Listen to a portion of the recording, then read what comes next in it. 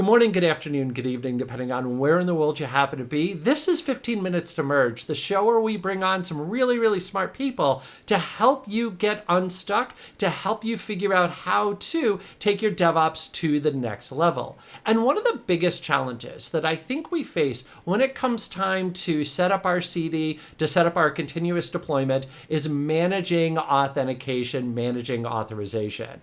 And sometimes we do this in ways that we probably shouldn't, which is storing like usernames and passwords. Sometimes we maybe go like one step further. We'll go with like a personal access token, but that also has its own challenges.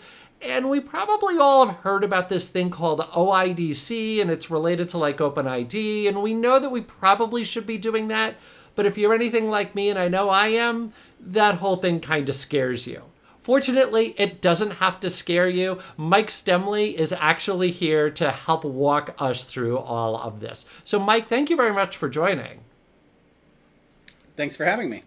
So Mike, tell me a little bit about yourself before we get in and talk about OIDC and how all this works. Sure.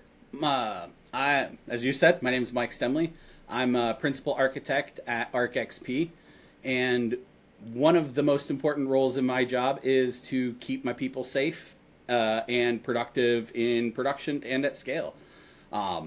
And as you said, one of the biggest risk factors there are people who are doing their best to get stuff done and are making choices that carry risk with them. This is all well intentioned, but the risk is there nonetheless.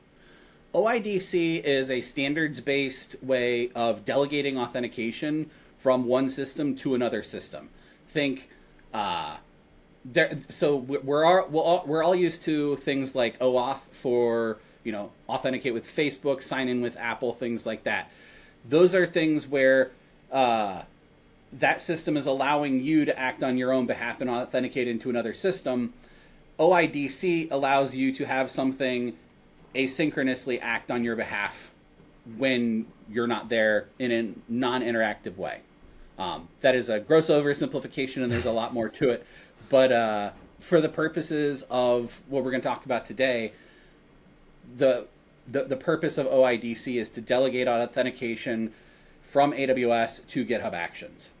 So the first thing we're going to look at here is this really fun CloudFormation template. And before anybody's head explodes, this is just basic CloudFormation. There's nothing fun going on here other than CloudFormation.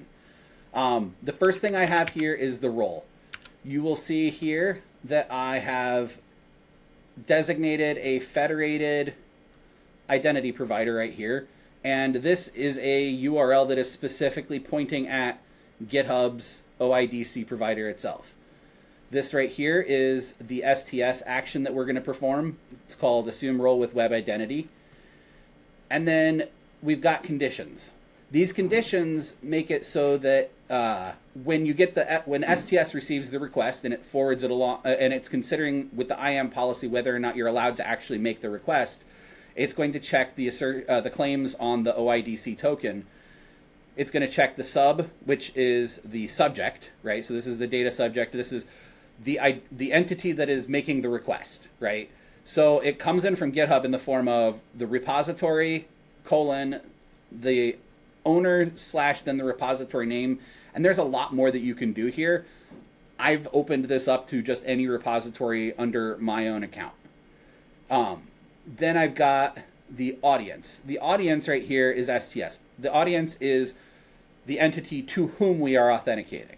Right, so we are authenticating to STS, and we are authenticating from this repository running inside of GitHub Actions. It is super important to make sure that both of these in here, especially if you forget to put a sub in here or it's not restrictive enough. You could potentially allow anybody with any GitHub repository or organization to access your AWS account. What's nice is AWS has recently put safety checks in here to make sure that these types of resources, the OIDC providers, have these conditions in here. I don't know how robust those checks are, but they weren't there before and they are there now, and that's great. That's good to hear. Okay, so in a nutshell, what you're doing there is you're specifying, okay, this call is going to be coming from GitHub. That it's going to be coming from, in this case, any repository under your organization, which is Manchicken, and that you're going to be authenticating against the Amazon Web Services or AWS. Yes. Okay. Yeah. Yep. Yeah. This is the where's the call coming from? How is the call getting it? Which call is being made? And then these are the conditions saying, check to make sure these things are true before allowing this role to be assumed. Okay. Perfect. And then we go on to the policies. And this is usually where a lot of folks start to get bored because this can get very tedious.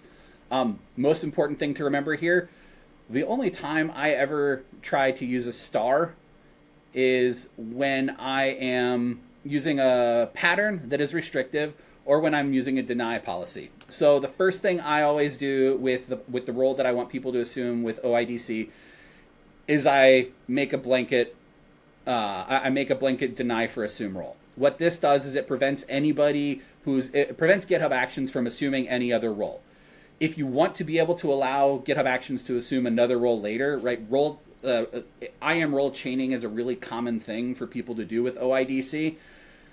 You keep this in here, but then you would add below additional policies to permit whatever roles you want to be assumed later. So this right here is just a great way of helping to prevent people from being able to change their own role once they're in GitHub Actions. Then, because for the purpose of this demo, all we're doing is uploading a file to S3. The only permission that I've granted GitHub Actions here is to put an object into an S3 bucket. Okay. So it looks like then that works in a last write, that you're first saying, okay, deny everything, so you're not allowed to do anything. And then the next thing that you're going to do is you're going to say, but you can do this one thing. And so it looks like it's in a last write. I'm taking everything away, and then I'm coming back and saying, well, you can do this one little thing, which is that deploy. Yeah. And keep in mind, the only thing I'm actually preventing anybody from doing here is assuming another role, right? Because this role is empty until I put policies into it. Okay. So, yeah. But the number one thing I do is I block assume role. Okay, that makes sense. And then this right here is actually this is the beginning, middle, and the end of the OIDC provider resource. All it's doing is taking a list of the client IDs, which is always STS. These are thumbprints, which is public. GitHub publishes this. It's used to verify that GitHub is GitHub. And then this is the URL that you're telling OIDC to use for verifications. It's pretty straightforward. If you're making one of these resources in the console, you actually don't need this. But CloudFormation or at least when I started doing all this research, CloudFormation required you to put this thumbprint in here. But it's pretty straightforward. It's published in the GitHub documentation, and if you go into the AWS console, it shows you right there what it is. Okay. And where does that YAML file need to reside? Is that going to be part of your repository? Is that going to be inside of AWS? Where does that reside? So, like any other CloudFormation templates, what you do is you go. A lot of people have elaborate ways of deploying CloudFormation. For my own personal account, since I'm not doing anything all that fancy with it, what I normally do is I just save this to disk and then I manually deploy it using the web console. A lot of folks are using things like GitOps, or they're using Code Pipeline or something like that to pull from Git and then deploy that way.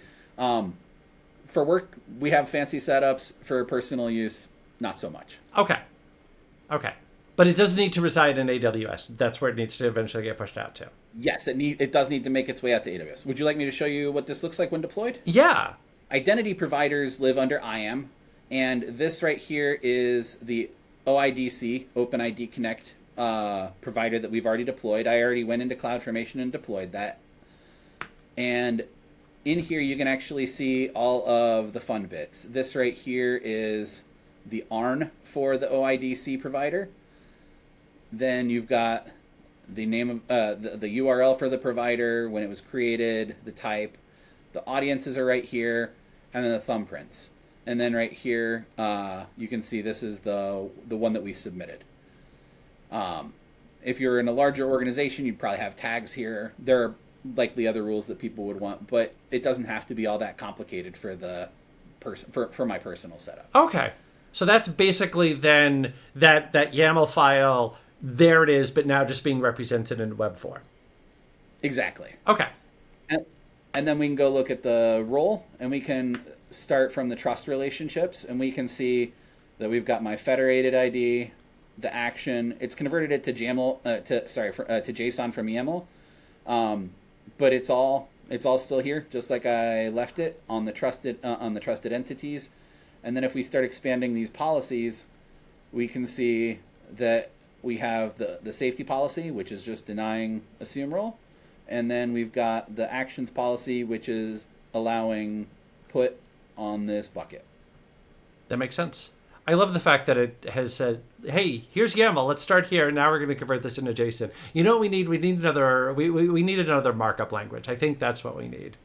Well, yeah, I mean, we can convert it to INI format or TOML or something like that. Who knows? I'll go back to VRML. XML. Yeah.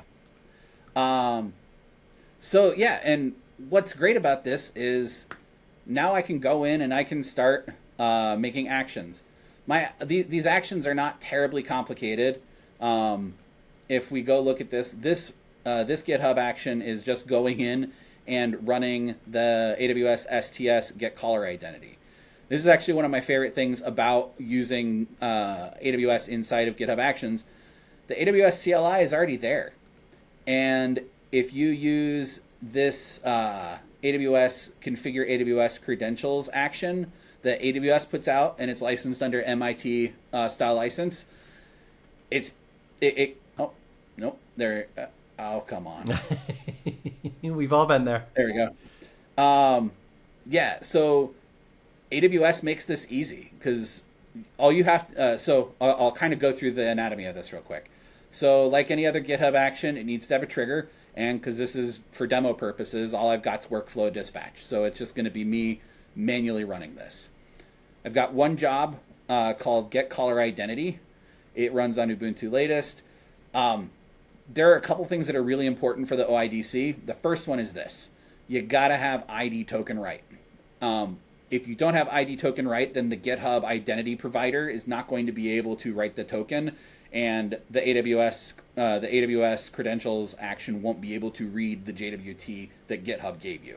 So you got to have that on here. And then, of course, you need contents read. I'm pretty sure that's a default, but I always like to be explicit with permissions. I'm the same way. And not only that, but the catch with just leaving a default alone is you're then requiring the reader later to remember what the defaults are. If you type it out, then nobody has to remember. Yep. And if there's ever any changes to what the defaults are, they become breaking changes if you weren't explicit. Exactly. So this right here actually is AWS doing all of the hard work. They're already doing all that back and forth between STS and GitHub Actions for you. So you don't even have to bother yourself with any of that stuff. But anything that is below that in the same set of steps now has a live AWS session. So I can just run this AWS command now, and it goes. And we can run it. It was successfully requested. And here we go. We can see it running.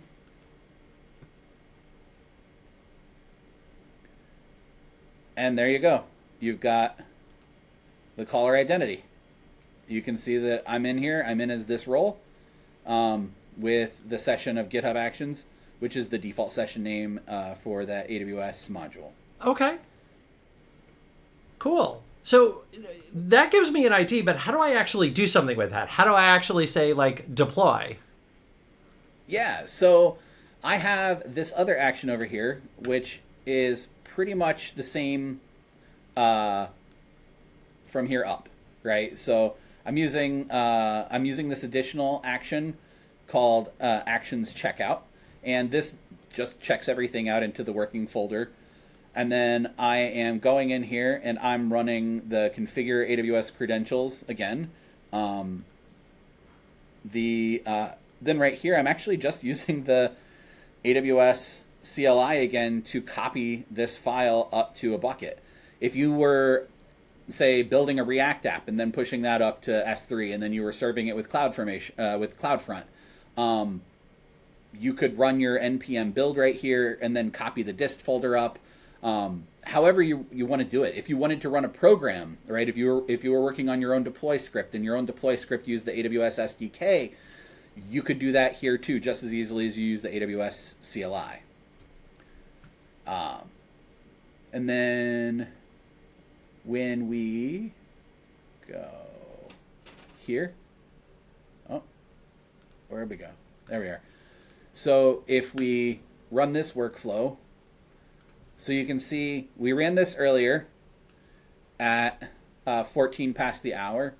It is now 41 past the hour. So, and these run pretty quick. Once this runs, you can see it's just running AWS run, all that fun stuff. You can see that it uploaded the file. And now if I hit the little refresh button here, you'll see that timestamp changed to 41 past the hour. Okay. That actually seemed approachable. So you configured that initial OIDC auth, set up the permissions, said, hey, this is the repository, or in your case, the set of repositories that I want to be able to perform these actions. And then you went in, you configured that inside of your workflow, and now you're able to perform all of those actions and do so in a secure way, in a secure mechanism where you're not storing usernames, passwords, or dealing with personal access tokens. Exactly. Thank you so very much for joining. And if you are looking for more information about how to dig in with OIDC, you can check the little links that we've been throwing up on the screen here. Check the description in the video below. If you have any additional questions or anything else that you want to see, definitely ask that in the comments. Mike, thanks again for joining. And everybody, thank you for tuning in to 15 Minutes to Merge.